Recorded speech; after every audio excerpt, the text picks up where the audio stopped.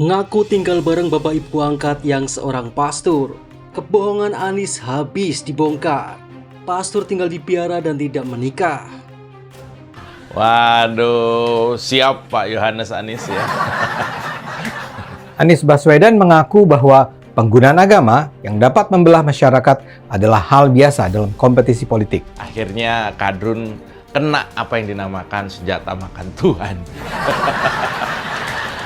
Sebelumnya nih, FPI dan sejenisnya itu pernah mengecam Presiden Jokowi karena merayakan Natal. Bahkan Anies sampai mendapat nama Yohanes. Itu Rizik Syihab, Bahar Smith, Novel Bakmukmin, dan anak buahnya. Saya yakin nggak bakal ada yang menentang. Ada 70 pastor di Pematang Siantar mendeklarasikan mendukung Anies, dan kami perlu menyampaikan bahwa hal itu tidak benar. Dalam sambutan itu, pemuka agama kemudian memberikan nama Yohanes pada Anies. Anak kami Anies datang di rumah Tuhan dengan nama Yohanes, ucap sang pemuka agama.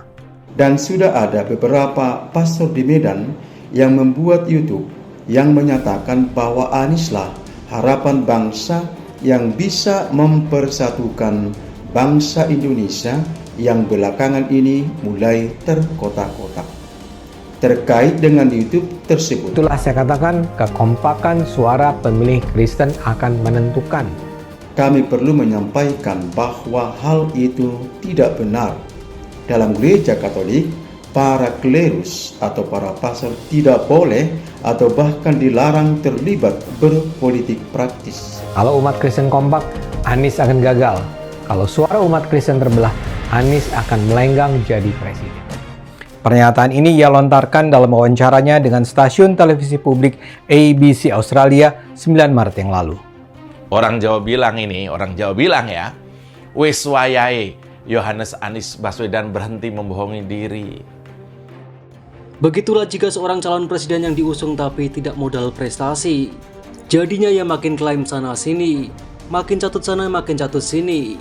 Untuk itu jangan heran bila dalam waktu tersisa ini dalam safari politiknya, selain bertemu dengan para relawan dan simpatisan, klaim-klaim dukungan politik pihak manapun akan terus dilakukannya. Main catut nama organisasi sosial kemasyarakatan dan agama. Yang penting, terlihat pencitraan sebagai sosok yang dapat diterima oleh semua kalangan. Bakal calon presiden usungan koalisi perubahan Anies Baswedan menjadi bulan-bulanan warganet setelah dirinya mengaku pernah menjadi anak angkat dari seorang pastor Katolik Roma saat dirinya sedang berkuliah di Amerika Serikat. Bahkan Anies mengaku tinggal di rumah pastor tersebut. Pengakuan Anies Baswedan ini langsung menjadi pertanyaan publik. Tidak sedikit yang meragukan cerita tersebut karena dianggap mustahil. Mereka hidup di dalam biara yang telah disiapkan gereja. Mayoritas pastor Katolik memang tidak peduli dengan hal-hal di dunia, seperti rumah pribadi dan lain-lain. Salah satu netizen yang mengaku ganjil dengan pengakuan Anies Baswedan adalah pengguna Twitter @hensuaja. Dia mengatakan, Anies dan pendukungnya terpaksa mengarang cerita itu untuk menggait masyarakat, sebab Anies tak punya prestasi apa-apa yang bisa dijadikan modal kampanye pada Pilpres 2024 mendatang.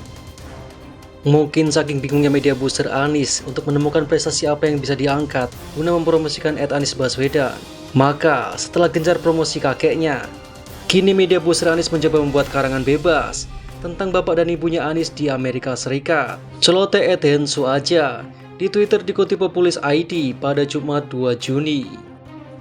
Itulah saya katakan, kekompakan suara pemilih Kristen akan menentukan. Kami perlu menyampaikan bahwa hal itu tidak benar. Dalam gereja Katolik, para klerus atau para pastor tidak boleh atau bahkan dilarang terlibat berpolitik praktis. Kalau umat Kristen kompak, Anies akan gagal.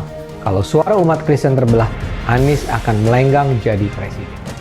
Pernyataan ini ia lontarkan dalam wawancaranya dengan stasiun televisi publik ABC Australia 9 Maret yang lalu.